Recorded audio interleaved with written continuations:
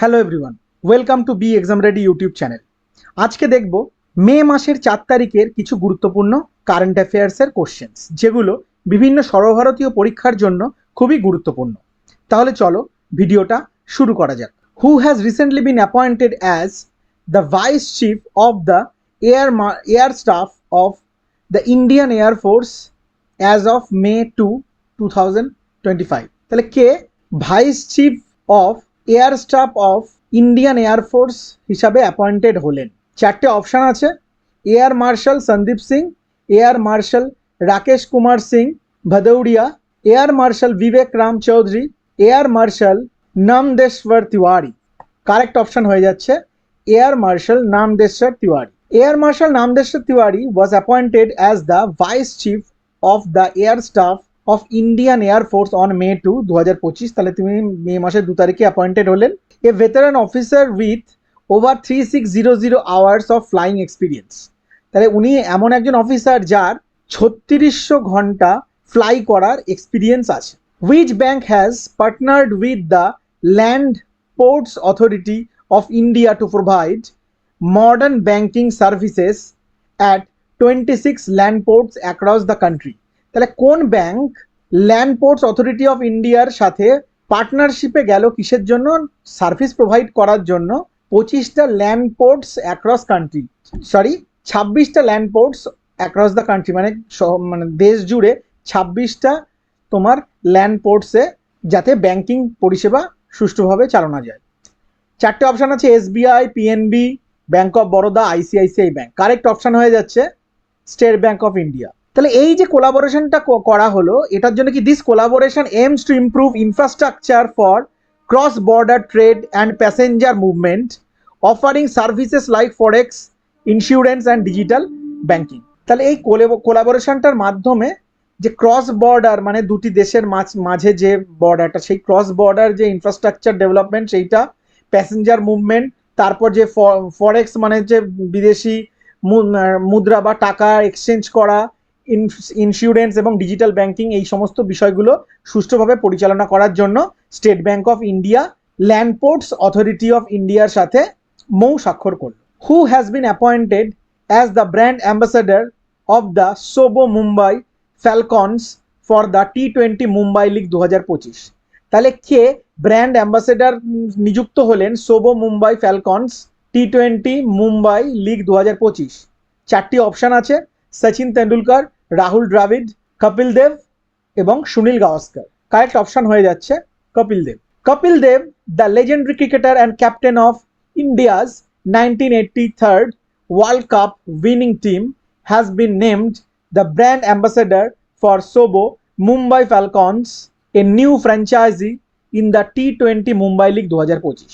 তাহলে 1983 বিশ্বকাপ জয়ী ক্যাপ্টেন এবং লেজেন্ডারি ক্রিকেটার কপিল দেব এই সোবো মুম্বাই ফ্যালকনস একটা নতুন ফ্র্যাঞ্চাইজি কোথাকার T20 মুম্বাই লিগ 2025-এর তার ব্র্যান্ড অ্যাম্বাসাডার নিযুক্ত হলেন। Who has recently joined the world's bank private sector investment lab to promote job creation in developing countries? তাহলে কে ওয়ার্ল্ড ব্যাংকের প্রাইভেট সেক্টর ইনভেস্টমেন্ট ল্যাবের সাথে যুক্ত হলেন যে সমস্ত ডেভেলপিং কান্ট্রি আছে, মানে আমাদের ইন্ডিয়ার মতো ডেভেলপিং কান্ট্রি যারা ডেভেলপ করছে, এরকম কান্ট্রিতে যাতে যে জব ক্রিয়েশনটা ভালোভাবে হয় সেইটার জন্য। চারটি অপশান আছে: কুমার মঙ্গলম বিড়লা, সুনীল ভারতী মিত্তল, মুকেশ আম্বানি, নন্দন নীলেকানি। কারেক্ট অপশান হয়ে যাচ্ছে সুনীল ভারতী মিত্তল। তাহলে Sunil Bharti Mittal, chairman of Bharti Enterprises, has been inducted into the World Bank's Private Sector Investment Lab PSIL as part of the renewed initiative launched on April 24, 2025.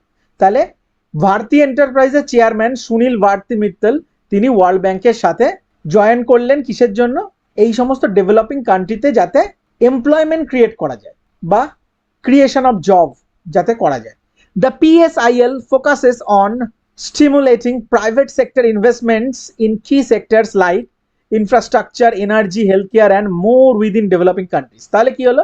এই যে PSIL বা প্রাইভেট সেক্টর ইনভেস্টমেন্ট ল্যাব, এইটার উদ্দেশ্য হচ্ছে যে বিদেশি বিনিয়োগ বা প্রাইভেট সেক্টর ইনভেস্টমেন্ট মানে বেসরকারি বিনিয়োগ যাতে হয় কোথায়? ইনফ্রাস্ট্রাকচার, এনার্জি, হেলথ কেয়ার এবং অন্যান্য ক্ষেত্রে, তাহলে কি হবে যে নতুন মানে ছেলে মেয়েদের জন্য নতুন নতুন কাজের সুযোগ তৈরি হবে। Which country is hosting the global media dialogue GMD during the Waves 2025 event to promote international cooperation in the media sector? তাহলে কোন দেশ গ্লোবাল মিডিয়া হোস্ট করলো গ্লোবাল মিডিয়া ডায়ালগ কখন? ডিউরিং ওয়েভস 2025 সামিট, কিসের জন্য? To promote international cooperation in the media sector. যে media সেক্টরে international মানে আন্তর্জাতিক সহযোগিতা বৃদ্ধির উদ্দেশ্যে। চারটি অপশন রয়েছে, জাপান, রাশিয়া, ইন্ডিয়া এবং ইউনাইটেড কিংডম। কারেক্ট অপশন হচ্ছে ইন্ডিয়া। আচ্ছা, এই ইভেন্টটা হয়ে গেল মুম্বাইতে।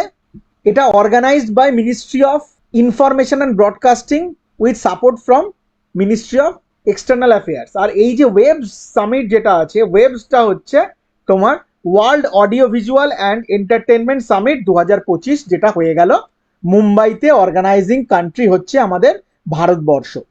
এখানে 60টা দেশের বা 60 নেশনসের ডেলিগেটসরা বা প্রতিনিধিরা এসেছিলেন, ইনক্লুডিং কি UK, Japan, Russia and many more.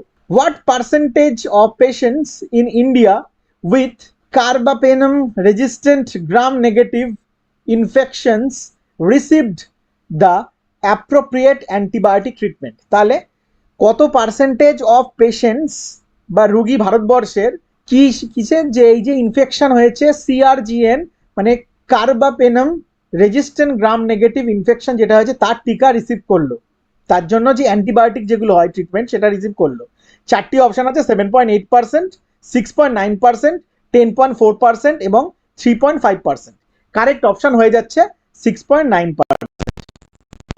Which organization brokered the Indus water treaty IWT of 1960 between India and Pakistan? তাহলে 1960 সালে ভারত এবং পাকিস্তানের মধ্যে সিন্ধু জল চুক্তিতে মধ্যস্থতা কে করেছিল? কোন অর্গানাইজেশন? চারটি অপশন আছে, United Nations, International Court of Justice, Asian Development Bank, World Bank. Correct option হয়ে যাচ্ছে আমাদের ওয়ার্ল্ড ব্যাংক।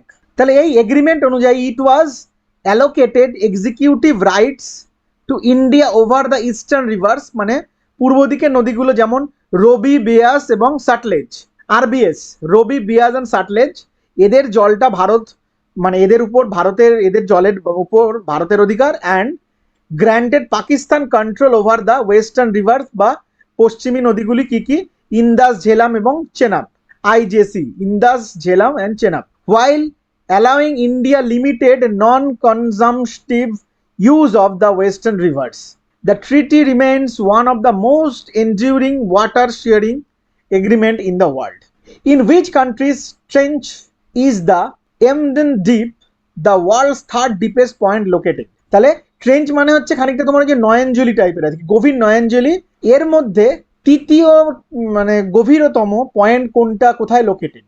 ট্রেঞ্চ হচ্ছে পরিখা আর কি। পরিখা মানে হচ্ছে তোমার ওই হয় না রাস্তার একটা লোকেশনের পাশ দিয়ে সরু ড্রেন টাইপের চলে গেছে যার মধ্যে দিয়ে জল বয়ে যাচ্ছে, এইরকম আর কি। এর মধ্যে থার্ড ডিপেস্ট কোনটা লোকেটেড যেটা, সেটা কোথায়? ইন্দোনেশিয়া, জাপান, ফিলিপাইন্স না পাপুয়া নিউ গুইনিয়া? কারেক্ট অপশন হয়ে যাচ্ছে আমাদের Philippines. Which insecticide did India oppose banning under the Stockholm convention during the 2025 BRS conventions in Geneva? তাহলে কোন ইনসেক্টিসাইডের ব্যানের উপর অপোজ করলো ভারত, মানে কোন হচ্ছে দেশ যেটা স্টকহোম কনভেনশন হয়ে গেল যে তোমার হচ্ছে 2025-এ BRS কনভেনশনস ইন জেনেভাতে? মানে এই যে সমস্ত পরিবেশ বিষয়ক যে সমস্ত তোমার সামিট বা তোমার কনভেনশন হয়ে থাকে, সেখানে ভারতবর্ষ কোন ইনসেক্টিসাইডের যে ব্যান হয়েছিল তার উপর যে নিষেধাজ্ঞা জারি হয়েছিল তার এগেনস্টে কথা বললো। চারটি আছে, এন্ডোসালফান, ক্লোরোপাইরিফাস, অ্যাট্রাজাইন, DDT। কারেক্ট অপশন হয়ে যাচ্ছে ক্লোরোপাইরিফস। তাহলে কেন এটা দেখো, এখন যদিও এনভায়রনমেন্টাল একটা বিষয় ব্যান করাই ভালো, কিন্তু the country argued that removing chlorophyrifos without suitable alternatives would jeopardize food security and agricultural output, particularly for key crop crops like rice, cotton and sugar কেন। মানে এই বলে করলো যে এর যতক্ষণ না বিকল্প আসছে ততক্ষণ, মানে এই যে ক্লোরোফাইরিফস, এর যে বিকল্প যতক্ষণ না আসছে ততক্ষণ এর উপর ব্যান করা ঠিক না। কারণ এটা কি করবে যে আমাদের চাল, কটন এবং যে সুগার কেন বা আখের চাষ তার ফলনের উপর একটা বিরূপ প্রতিক্রিয়া তৈরি করবে। Which country played a crucial role in completing the main magnet system of the ITER nuclear fusion project by contributing to the cryostat and related infrastructure? তাহলে কোন দেশ একটা ক্রুশিয়াল রোল নিচ্ছে কিসের জন্য?